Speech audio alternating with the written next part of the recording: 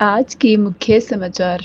लाहौल स्पीति की मयाड़ घाटी में मिली उड़ने वाली ऊनी गिलहरी, जैव विविधता में ऐतिहासिक खोज। बेनमोर वार्ड में कार पार्किंग का उद्घाटन, जनता को मिलेगी बड़ी राहत। राजधानी शिमला में साइबर ठगी का बड़ा मामला। भाजपा स्थापना दिवस पर जयराम ठाकुर ने पार्टी कार्यालय में की शिरकत, कार्यालय में विशेष कार्यक्रम का आयोजन। रामनवमी के मौके पर शिमला की कालीबाड़ी में दिखा त्योहार का उत्साह। रामनवमी पर ओक ओवर में कंजक पूजन, मुख्यमंत्री सुक्खू ने कन्याओं का किया पूजन। अब समाचार विस्तार से। लाहौल स्पीति जिले की मयाड़ घाटी से हिमाचल प्रदेश के लिए एक अनोखी और उत्साहजनक खबर सामने आई है।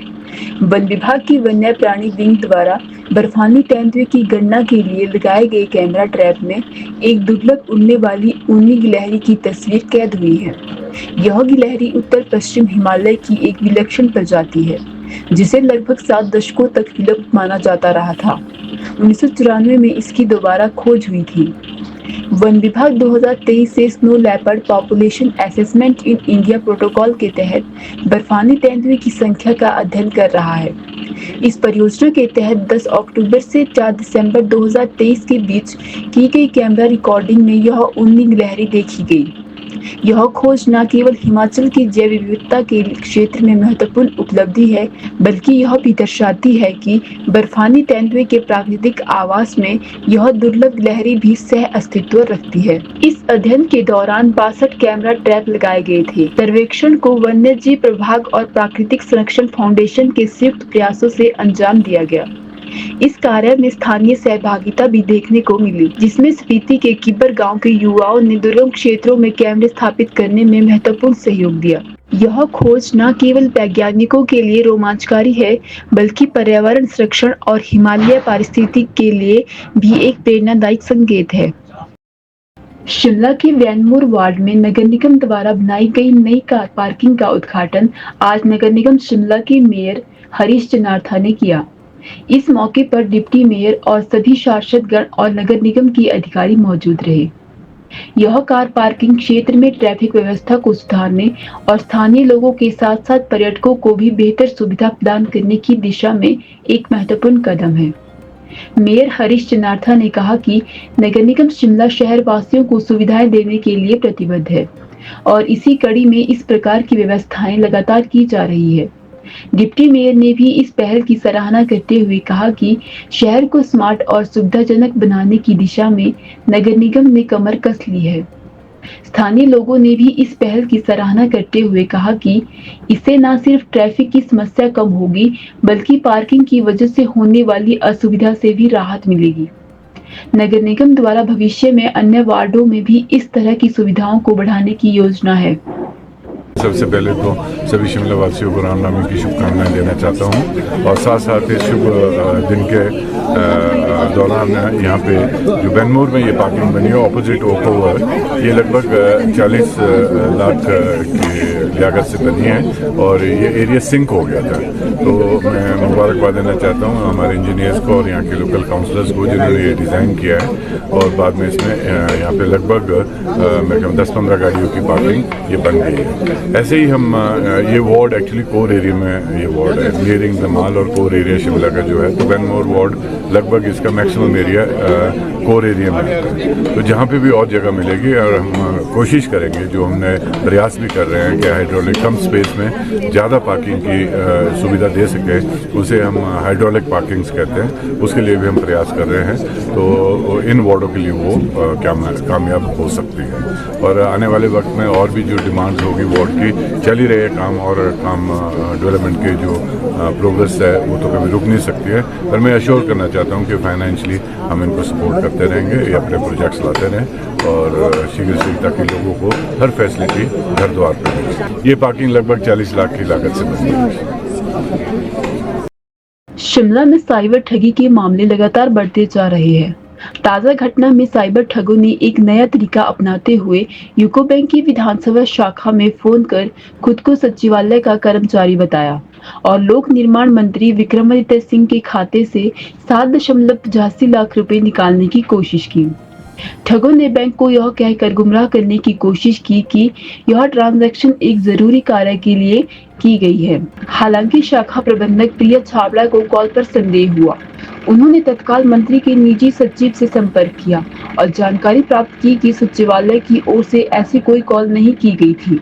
बैंक प्रबंधन की सतर्कता से समय रहते ट्रांजैक्शन पर रोक लगा दी गई और तुरंत बालूगंज पुलिस स्टेशन को सूचित किया गया।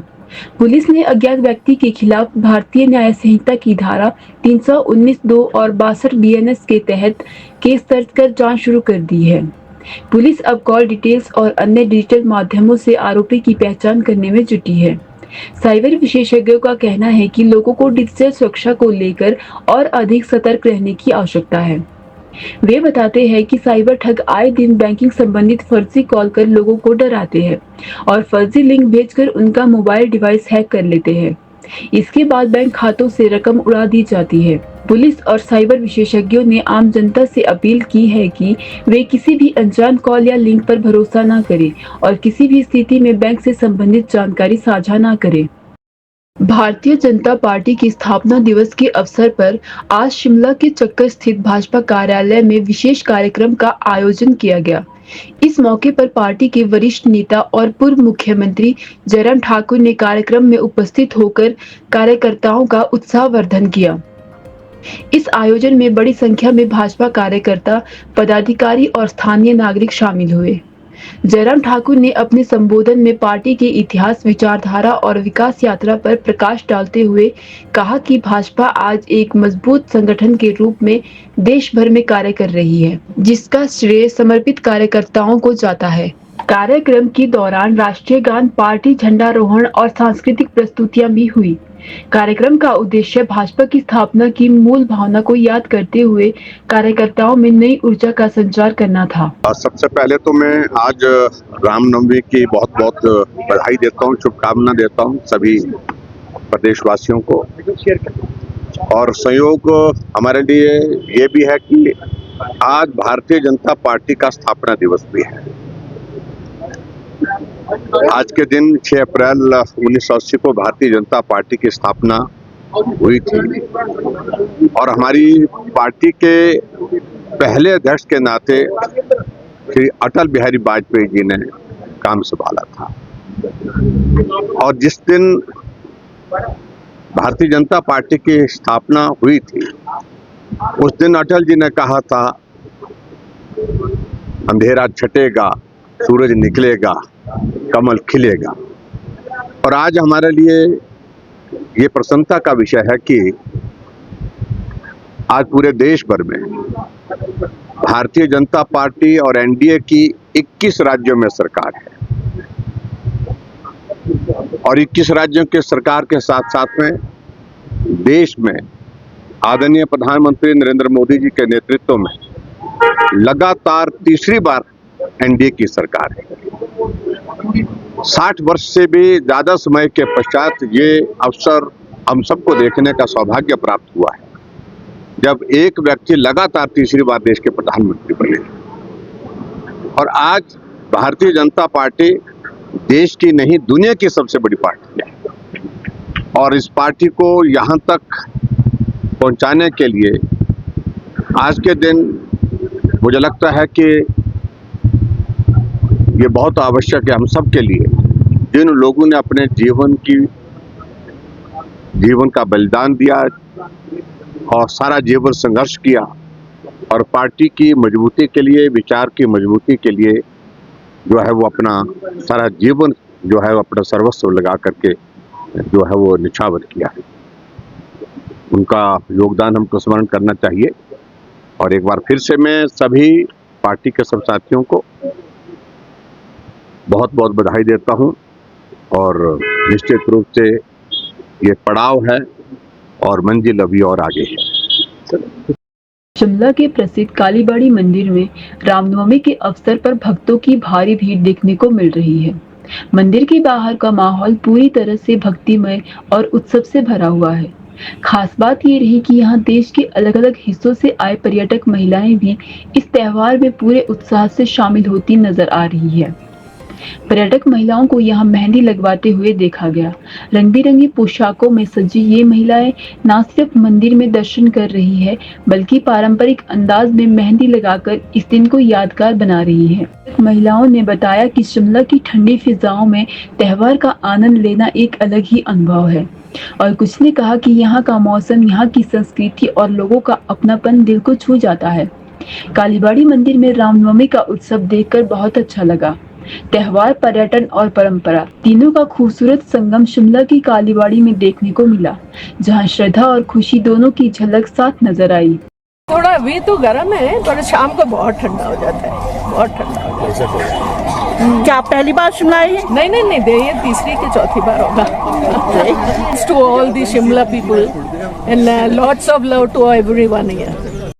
रामनवमी के शुभ अवसर पर राजधानी शिमला स्थित मुख्यमंत्री आवास ओक ओवर में पारंपरिक रूप से कंजक पूजन का आयोजन किया गया।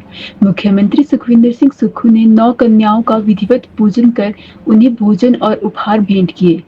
मुख्यमंत्री ने कहा कि यह परंपरा हमारे सांस्कृतिक मूल्यों और नारी शक्ति के सम्मान को दर्शाती है। उन्होंने सभी प्रदेशवासियों को रामनवमी की शुभकामनाएं देते हुए कहा कि भगवान श्री राम का आदर्श जीवन हम सभी को सत्य, मर्यादा और कर्तव्य की प्रेरणा देता है। पूजन कार्यक्रम में मुख्यमंत्री की पत्नी, परिवारजन और मुख्यमंत्री कार्यालय के अधिकारी भी उपस्थित रहे। कार्यक्रम का माहौल भक्तिमय और श्रद्धा से परिपूर्ण रहा। गर्मा गर्म लाओ पूरी इनको।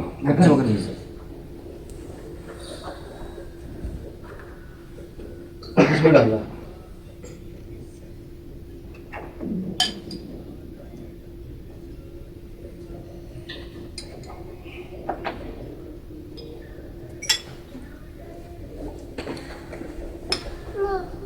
ये